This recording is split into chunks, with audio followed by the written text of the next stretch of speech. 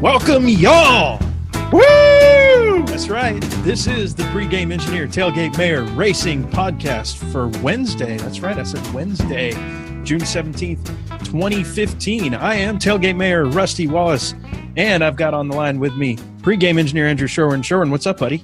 Coming at you on a Wednesday, man. It's a new day for us. It is a new day for us. What you drinking today? Well, I've got a rough and tumble cognac that's it's pretty delicious. I say rough and tumble because it came in a bottle that doesn't have a label. Aha, I was going to ask about rough and tumble, what that's all about. So, and that sounds delicious, by the way. I can't have one. I cannot have one. I have been drinking. Let's see. I'm drinking some sort of water right now that I can't pronounce, but I have been drinking on some beer over here where I'm at, and leads us into topic number one for today.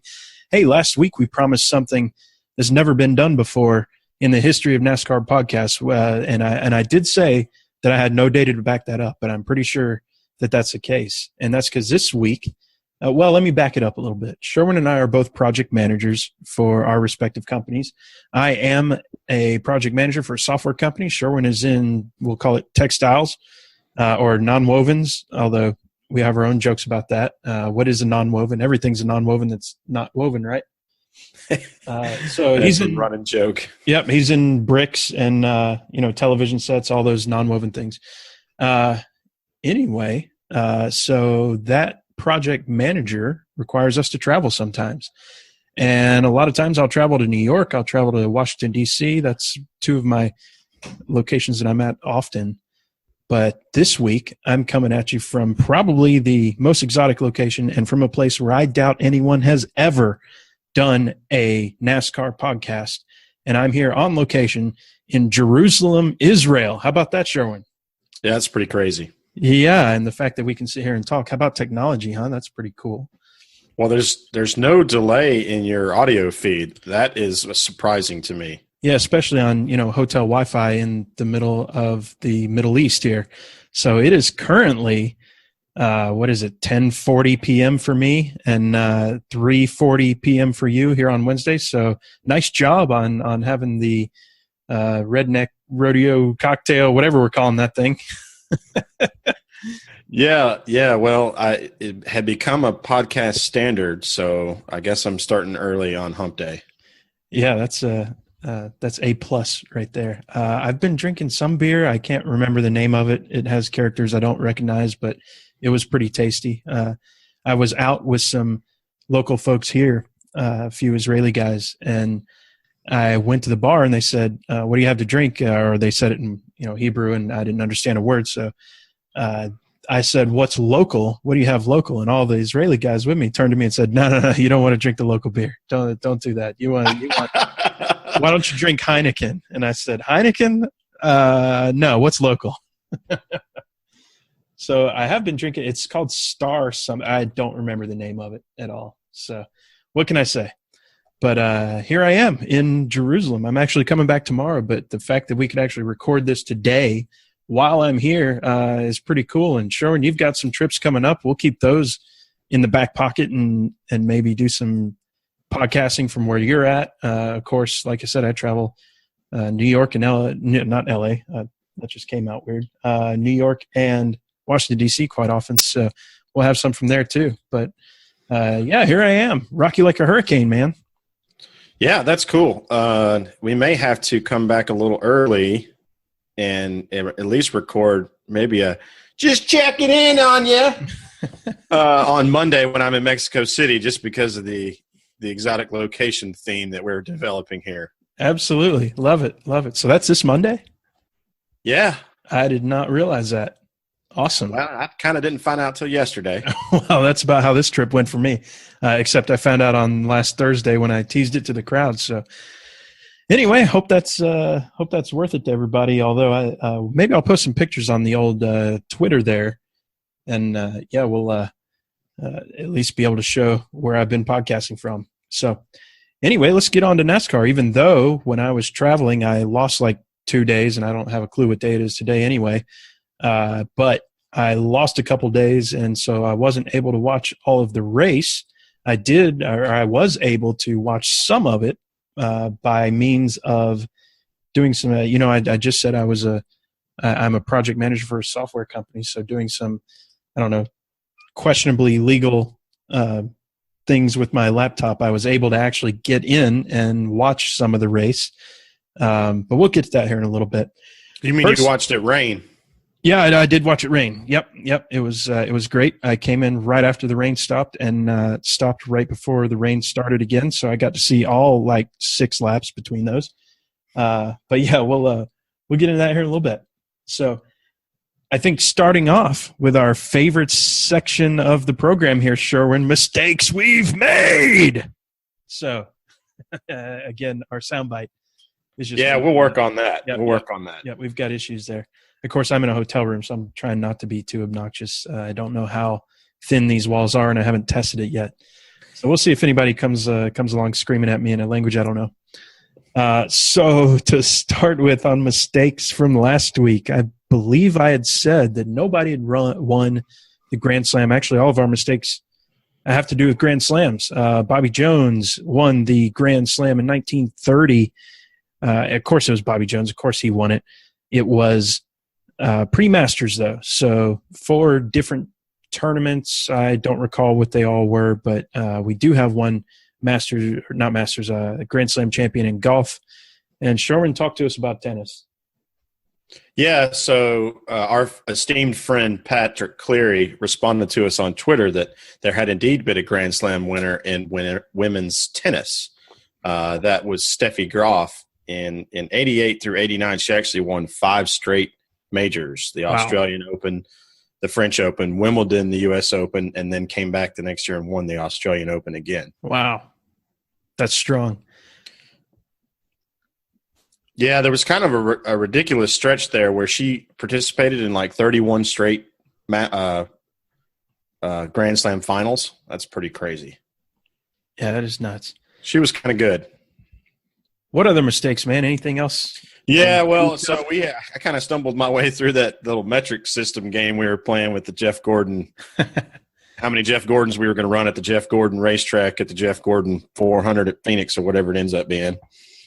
And I did a little research because I listen to the podcast leading into the podcast every week so that I can kind of pick up on some things and get better at it.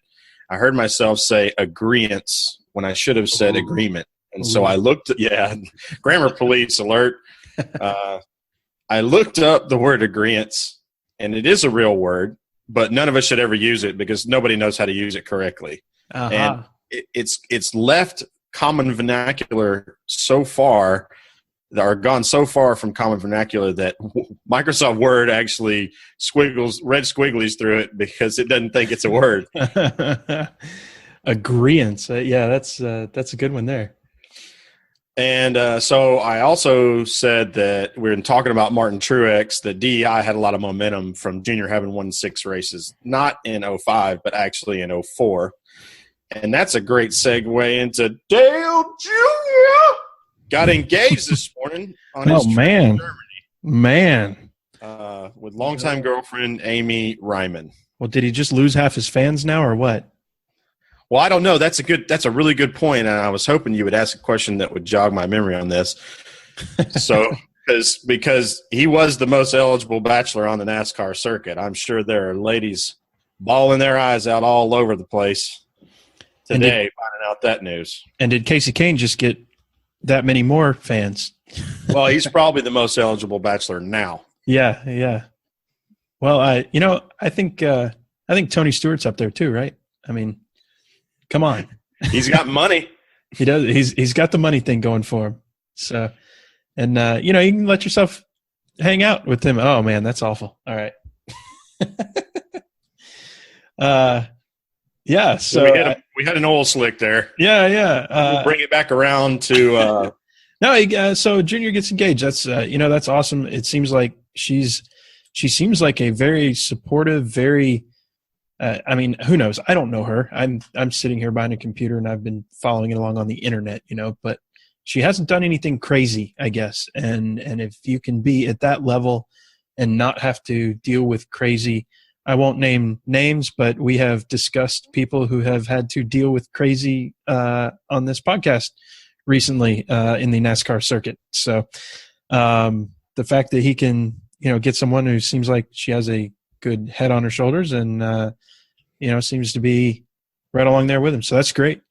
Good for him. I guess, all you really need to know about her is that she has made Dale Jr. more fun for everybody. So kudos. That's a really good point. I had not put that correlation together that, over the last, how long have they been dating? A couple of years, I guess? 3 or 4, maybe. 3 or 4 years. So yeah. When he's starting to sort of come around and of course, when he got on Twitter, he became the king of Twitter essentially. So, right. Well, people finally get to see how charismatic he is. And I've been saying that for years because I've consumed so much information, but I mean, yeah, he wins Twitter regularly. It was Amy's idea that he get on there. Oh, wow. I didn't realize that. That's awesome.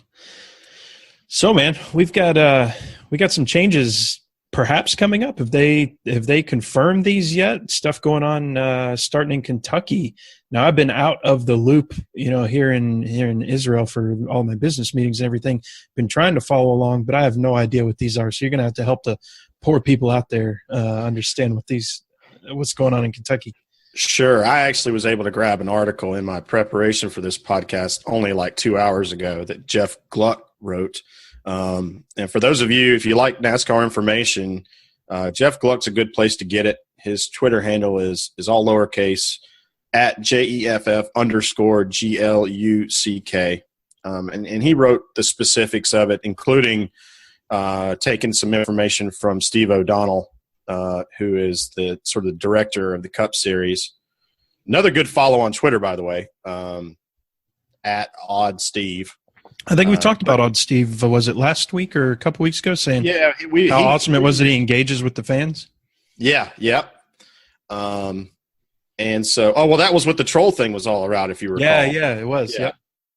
So the rules package, they've basically been testing this thing for 18 months now. And what it's going to be is you're going to have a smaller spoiler and the splitter is going to extend out further. And I guess maybe kind of like the Xfinity series. You're hurting us for our initial segment next week every time you catch yourself.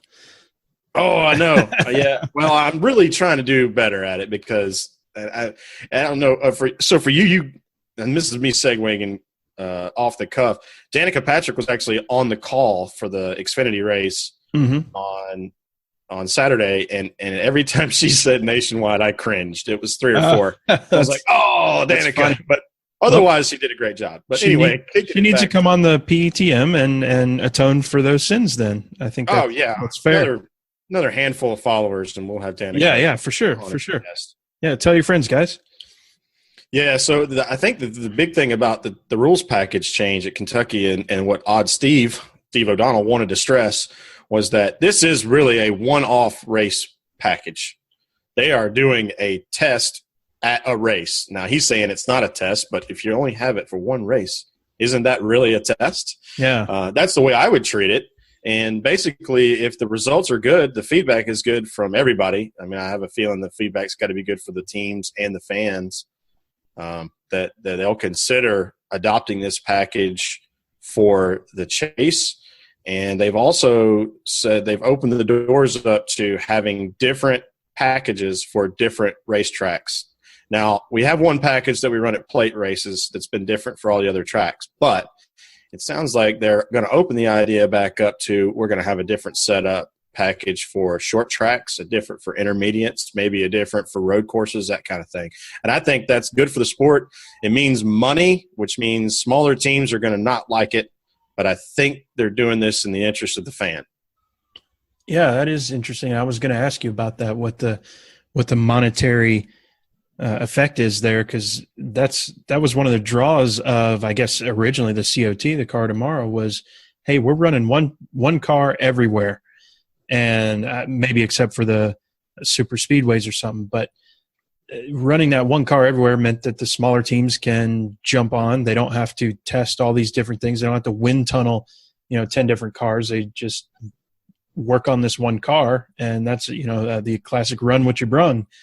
Versus all the technology that goes into the different setups and everything. So what is this setup intended to do? So you said what was it, larger wing or no, smaller wing and larger front splitter, right? Yeah, the idea is to take downforce off the rear to allow the driver to be off the accelerator going into the corner and to stay off of it and until corner exit. So that's what we were talking about the other day too, was we need these cars to be more than the track can handle. And so I think in this case, what they're doing, yeah, exactly what you said, taking away the downforce. So that makes it so you can't be wide open all the way through the corner. So now you have to pick, when am I coming on? When am I coming off? When am I going to apex? And which line am I going to run high, low, et cetera, instead of these sort of one lane wide open things we've been having. Do you think that's going to affect the clean air situation that we've had? Well, I think it's what's designed to help is that you can get a little bit more air on the nose of the car with that splitter extending out. I think the main thing what you're going to see is that drivers are going to pick the way around the racetrack that they want to go around, rather than having to select the way around the track, the lane that the car wants to go fast in. Okay. And those really are two different things, especially if you see like California. Some drivers want to drive it high, some want to drive it low, and they can do that because they can make the cars go fast in those lanes. Some tracks like Bristol only have one lane you can go fast in. That's not necessarily an aero deal, although it is a little bit, as much as it is track geometry, but that's just the first example that came to mind. Yeah. Well, I'm excited to see it. Obviously excited for something different. So that's, again, one race only for Kentucky, and we'll see how that goes. Do you think this had anything to do with the driver council thing that they've started up that we talked about last week? I would strongly suspect that the two are related. Okay. I have no data to support that. I'm not saying that all sort of like sneakily, like I know something you don't know. I'm just thinking it wouldn't shock me at all that NASCAR, it looks like they're trying to shake things up and improve the swiftness with which they make decisions like this. Yeah. The fact that they're willing to run a 400-mile 43-car test, call it a race, and we get to watch it is awesome. Yeah, that is neat. I like that. So next on the agenda here, Goodyear had a few things to say. Now I think we've talked in private and we've chatted with people, with friends on Facebook and the internet and stuff about why is Goodyear in this sport, and is there anybody, not in a cynical way, but what is Goodyear getting out of all this? And I mean, they're not making any money is what we figure. They're not making money out there selling these, not off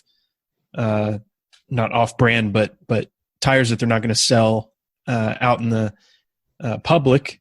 So they're not making money off of that. They're not making money off the amount of research that they have to do to put this stuff in. So really, we're talking about advertising here, that they are out to advertise. But they had something to say about that advertising, Sherwin. I don't know where you're specifically headed with that. So the part of it I wanted to talk about is that, and I'll lead in with a few comments, is we've long felt, and it sounds like the drivers, especially Jeff Gordon, he's been very vocal about it the last month or so, that it's okay to mess around with downforce and all that stuff, but if you're going to take downforce away, then you got to soften the tire, because we need tires to fall off during a race. Well, the whisper that I haven't necessarily confirmed yet, but now it makes perfect sense. The whisper out of the garage is that Goodyear feels like if they build race tires that fall off, that will negatively impact their ability to market their commercial tires. Yeah, and that's where I was going with it. Yeah. Yeah. I just don't believe that, because if you really like races, people love watching Atlanta. Mm-hmm. One of the things that makes it good is it eats up tires. Like you were talking about the Pocono qualifying, about keeping the cars cool by running that get up to speed lap pretty easy until you get to turn 2. That's as much about heat in the engine as it is about heat and wear on the tires. Yeah. That shows you that the tires really fall off at Pocono, which is good. Yeah, we talked about it last week at the Truck Series too, where we were saying hey, I'm loving seeing a second attire, or not a second attire. I'm losing it. It's 11 p.m. now here in Israel. That they were falling off a second every 10 laps on the tires. So, yeah, fall off on tires is a great thing for racing. Right. I mean, so all you need to know about tire fall off is think about your racetracks that you like. If you like the ones where you can take 2 tires late in the race and gamble on fuel, then you probably want hard tires. If you like races that play out green to the end and you're a fan of a driver that may not be fast in the early part of a run, but he comes on strong at the end of a run, you're going to like softer tires because that's what happens. It's a tire that creates that situation. Yeah. Yeah. And like we said, we went through that ad nauseum last week. So I don't know. I don't get it from Goodyear. I separate I guess I have separated in my mind Goodyear in terms of the company that you might buy tires from versus Goodyear, the company who's supplying these tires to NASCAR. And I think I don't know. I feel like it's better to have the drivers talk about how good the tires were or how good the fall off was, or, hey, Goodyear really nailed it this week. That's what you want to hear. I think what's more detrimental is them saying, hey, Goodyear swung and missed on this one. Well, so you jogged my memory. If you recall, I want to say 08. I'm sure I'm wrong, but I think it was that first race at an intermediate track where we had the car tomorrow, and I'm pretty sure Kyle Busch won that race at Atlanta. It was Toyota's first win in Cup. Mm-hmm. And Tony Stewart, we didn't get to see this because we were at the racetrack, so we didn't hear anything about, tires or anything. We just heard our driver talking to his crew. If you remember, he spun off.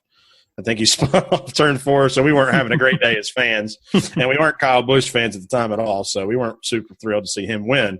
But after that race, Tony Stewart absolutely lit a fire on Goodyear about the tires and about how they were dancing on ice because they were so hard. Mm-hmm. Now, luckily, if you're sitting in the stands, you can't really tell that's what's going on. You hear all that afterwards, and apparently they actually did that. His comments had a financial impact on Goodyear's bottom line. They could actually trace a line over time and see it go whoop and drop down because Tony just flamed them. Wow. And so there's a fine line there. Obviously, he was mad because they were too hard. So I don't know. I don't know what all that the sum of all those parts are. I don't have a conclusion, but yeah, I don't have a solution. I don't think we want a tire war like we had. I think there was one in the 80s and in the 90s with Firestone and Hoosier and some other players. I don't think those situations worked out very well for anybody. So I don't think a tire war is the answer either. Now, what does tire war bring? Because we haven't been fans during any sort of tire war, so I'm not even sure. And maybe that's a cyclical thing where I'm like, I wonder what other tires would look like. And then it happens. And, 10 years later, we're going, what are we doing? And just like I said, a cyclical thing. I don't know though. What does that bring? What is it? What are the calamities? The calamity is safety. That once you open up the competition, you have tire companies who don't have 30 years of research invested in building a stock car tire, and they show up the racetrack with tires that maybe they're fun to run around with in practice, but they blow in the race and people get hurt. Yeah, that was that the Talladega race that got boycotted or whatever you want to call it? Yeah, and that's the most famous piece of history in terms of there being a drivers union is that the big boys packed up and went home because the tire wasn't safe. They ran the race anyway with a bunch of run what you brung guys. Yep. And nobody won the race, and that's the only race you may ever even competed in. And they ran the race at the thing they don't tell you is they ran the race at 85 miles an hour. I mean, that's funny. No, wouldn't that be something that you and me just jump in your Mustang and head out to the racetrack and go win a race, huh? Yeah, well, yeah, that would be something. So let's talk about last week, which seems like forever ago to me, although we're doing this podcast early, so how crazy. But Kyle wins Saturday, Rex Sunday. Let's talk about his win on Saturday. First one since his surgery, first win since, I shouldn't say the surgery, but since the wreck and the ensuing surgeries and the recovery and everything. How does that make him feel? Well, I would think that it was such a relief to go ahead and get it out of the way and to never have to get to the point that Tony's at right now, where he hadn't won for almost 3 years. Stuff like that. I would say that's a heavy load lifted. Yeah, that's a great point to say that comparable to Tony getting something out of the way. Does Tony need to go run a nation? Oh, I almost did it. A Xfinity race or something. Well, he's just running the Cup. Maybe that'll. Well, it's get him over vocal.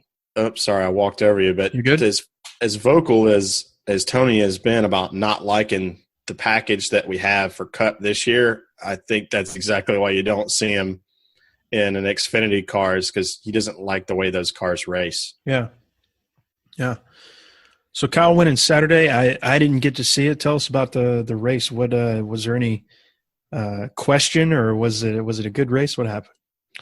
No, it was a good race. They actually made a great decision. There was a big wreck with like 13 laps to go, and they red flagged it and parked everybody on the back straightaway, and they cleaned it up. And then I think we went back for 11 or 9 green flag laps. There was a great race coming out of 4. Harvick dive bombed Joey Logano and got loose and knocked them both out of the way, allowing Chase Elliott to take the lead. But Chase was passed with 2.5 laps to go by Kyle.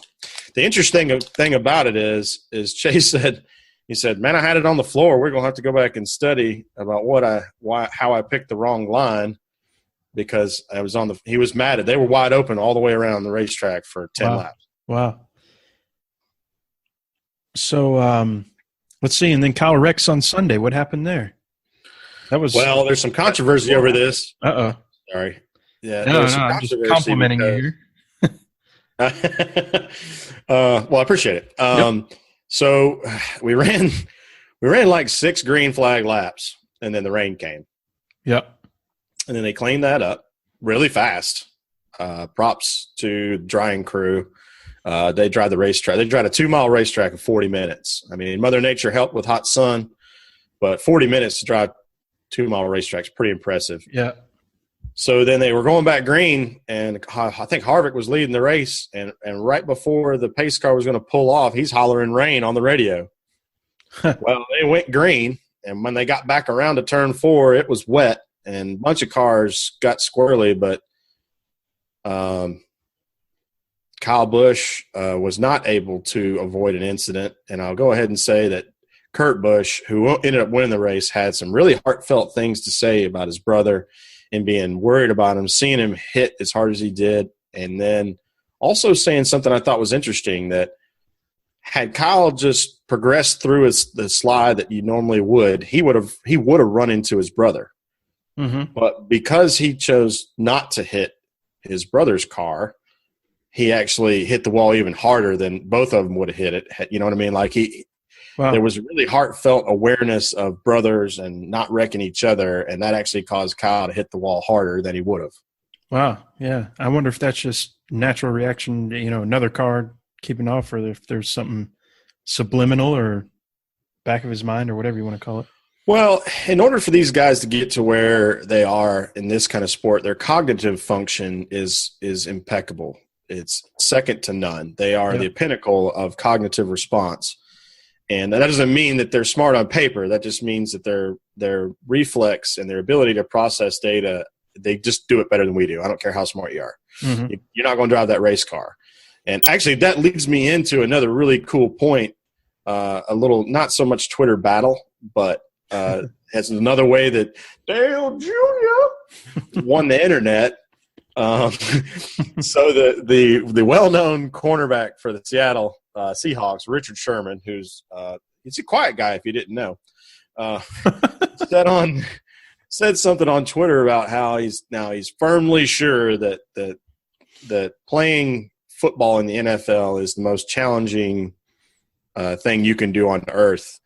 And Dale Jr. tweeted at him, basically, "Are you sure, bro? What about running 200 miles an hour inches away from 43 other cars?" And it was about it was the comment that Sherman made was about the mental acuity required to be good at football. And so I thought it was fun. Oh, that's it. Okay. I didn't know what the, I don't know. Yeah, I left out some important details. Yeah. The details there. That's an interesting call. It's hard to compare. I was just talking to a guy earlier today. Of course, I'm in Israel, and everybody always likes to ask about when they find out you're a NASCAR fan, what's the deal with running around in circles and they're not athletes. You hear that all the time, and I say, look, whether or not it takes an athlete to do it, it does take the cognition that you're talking about, the cognitive ability.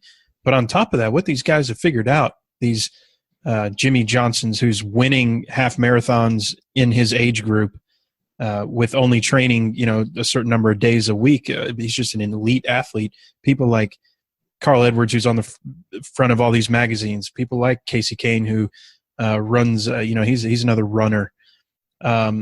What these guys, I think what they've figured out 10 years ago or however long it was, hey, if I'm in tip-top athletic shape, if I'm an elite athlete, that gets me another, maybe it's 300ths of a second every lap on the track.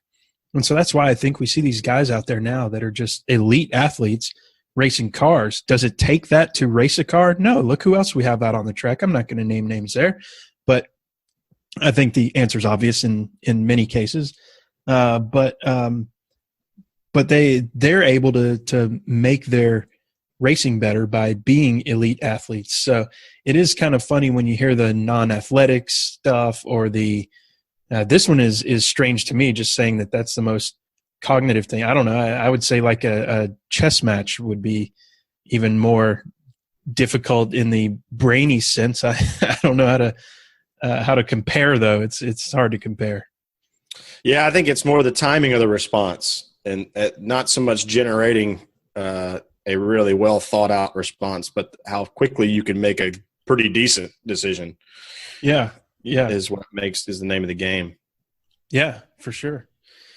So while we're on last week, let's keep focused on the stuff that we do like. So Casey Kane won the pole. What has finally clicked with that team over the last year and a half of not even being really close? It's not like Casey's starting outside pole every week or anything like that. He'll make it to the final round every once in a while, but then he's bottom of the pack. What did the team put together this time? Was this a qualifying run car, or was it just an awesome car? Well, it was a really good car. He won a couple of the practices. He was second quick in the first and second session, and they made one more adjustment that I guess it was Kurt, I think. It was Kevin Harvick, duh. They made one more adjustment. Kevin was fastest in two of the practices in the first two qualifying sessions. Casey was fast in one practice session and ended up winning the pole. I wish I knew the answer to your question because both of us haven't been fans we're working on a decade. One of the things about Casey was, every time we go to one of these tracks, he's got a chance to win the pole. I mean, when he won the pole at Infineon, now Sonoma, we were like, what? Yeah. Why not? Casey being fast, and then he came back the next year and won the race and kind of backed that pole up. But, I hope this is a sign of things to come. They've shown speed. He's made a lot of final rounds, but they've also had several 25ths, and it's like, well, what is the trigger for this difference? So let's talk about rain. I know we hate talking about rain. You and I have been to several, and unfortunately at this point, several rained out or rain delayed races. Rain delayed, not so bad as rained out. I'll start with this though. NASCAR, unlike any other sport out there, they really give it their 100% effort to get this race in. And we've seen that time and time again, and it's hard to blame NASCAR.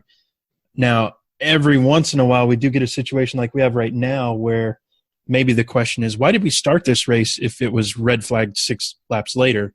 So, they say that they don't want to start a race that they don't think they can finish, and I'm not sure that they necessarily lived up to that this week, but in general, once it does start raining, they they throw everything at it. They've got the technology from the old jet dryer. I mean, they still have jet dryers to the, Titan 1 to the new Titan, Air Titan stuff. And I mean, they bring it, like you said, 40 minutes to dry out a racetrack. That's unheard of on a 2 mile like that. And so I really appreciate the effort that they do. You and I have been to Atlanta where they lost the track, and that, you know what else that does? It makes it so when they say we lost the track, you actually believe them. You don't sit there and go, oh, come on, 15 minutes more, or if you'd have just waited an hour, you'd have been fine. But when they say they lost the track, I feel like they've actually lost the track. And so, yeah, I give props to them. So that's number one. Props to NASCAR on doing that. You and I were at the infamous Talladega race. I'll let you talk about that some in a moment. But yeah, big props to NASCAR on giving it a try. But we did run more than half the laps, so we did get a winner out of this. And that was Kurt Busch, right? Before I mess that up. Yep, that's correct. So Kurt Busch wins. And it's interesting to me, and I don't want to take away I don't think you and I always have to sit here and give all these disclaimers that we totally respect what these guys are doing out on the track, and we're amazed by the talent that they have. But I always find it interesting how they celebrate a win on after a rain-shortened race as hard as they celebrate a win at a, I'll say, non-rained out race or a normal race or something. And not only do they, but their colleagues, the other drivers say, hey, great race, everybody. Congrats to Kurt Busch on the win, for example. And I'm going, he didn't win that race. He won the first 2/3 of that, and then they stopped the race. So I think that's strange. So maybe some commentary on that, Sherwin? It seems strange, but the more times it happens, the more I think it starts to the focus comes clear for me that it is so dang hard to win one of these races that you just absolutely have to celebrate when it happens, no matter how it happens. Yeah, and you remember Joey Logano's first win was a rain-shortened race, and you and I, the armchair coaches here, saying, oh, that ain't right. He hadn't won a race yet, and it wasn't until he won another race that I felt like at the time, at least I felt like he was not legitimized in terms of winning until he had actually won a full race. I totally agree with you, and I think my opinion on that will always stand, that in order to garner respect as a stock car driver, you have to win on an oval. And when he won at Pocono, a light clicked on for me, and I was like, I'm not going to predict that he wins 7 races over the next 2 years with Penske. But what clicked for me was like, this guy can win. If you can win at Pocono, you can drive a race car. Yeah, for sure. Yeah, and as far as the rain out thing goes, all you need to watch is Kyle Larson's interview after that race, and how not downtrodden, that's not the right word, but how excited he was to almost win the race with strategy. And he was talking about winning my first race. We almost won it. We had the right strategy. The rain came 3 laps too late for us. And that's all you need to know. That's, so just, I mean, as disappointing as it is to watch a rain delayed or a rain shortened race, because that's tough. Yeah. You just got to be happy for whoever wins it, and then you go to the race. We got 36 of these things every year, so. So we got some more coming up.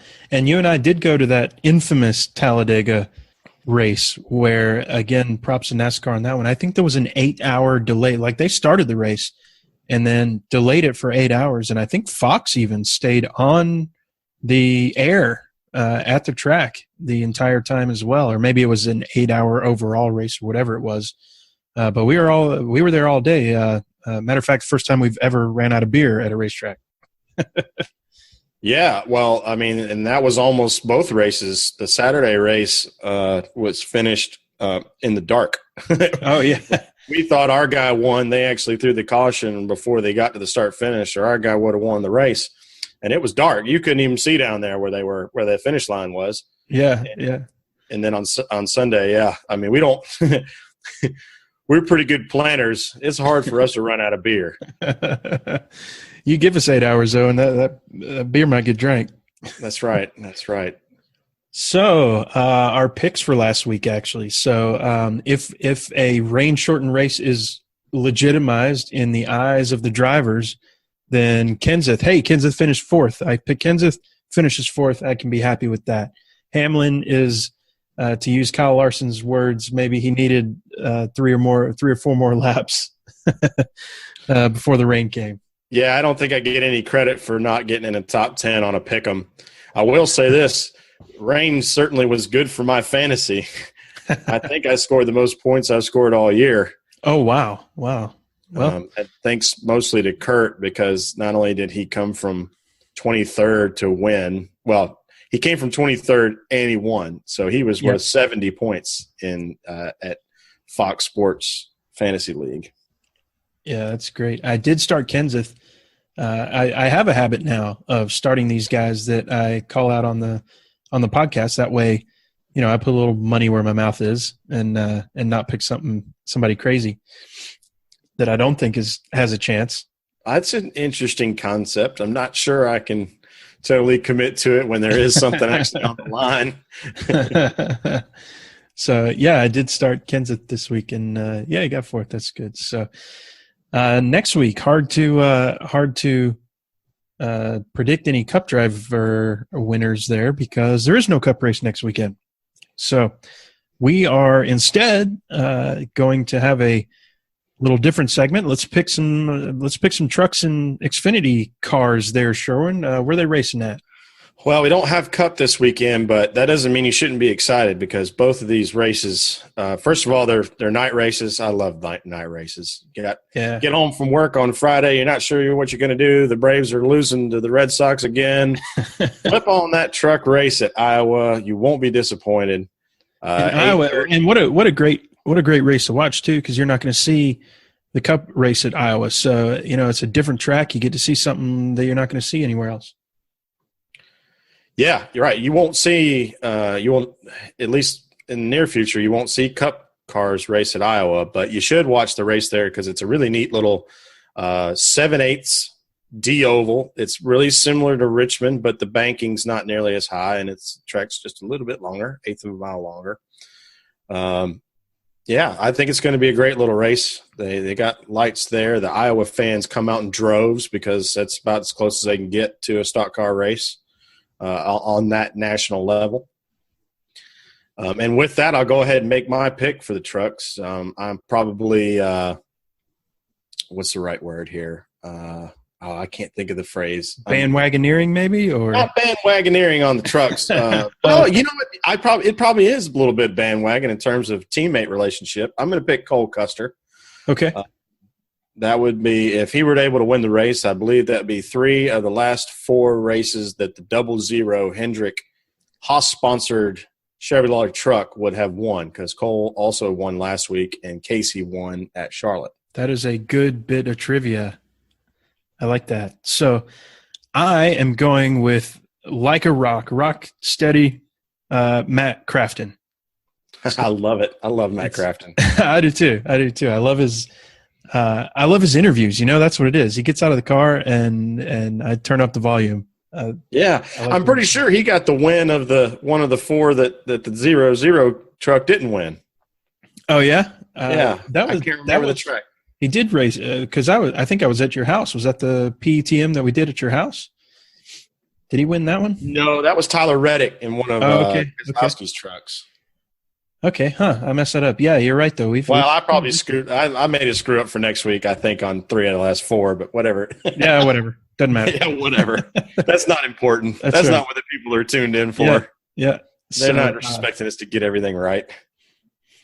So, Matt Crafton for me. And then, right after that, not right after that, the same day, but after that, we have Xfinity Racing too, guys. So you're not going to miss out on much NASCAR. You get the Cup race. Being not delayed, but being issued until next week. We have Xfinity race at Chicago. So Chicagoland, 1.5 miles. I'm picking, I think I got to go on the voice here. I'm going to pick Elliott Sadler. Wow, we get Elliott Sadler on the show today. Thanks for tuning in, Elliott. I appreciate it. Yeah, no problem, Mr. Andrew there.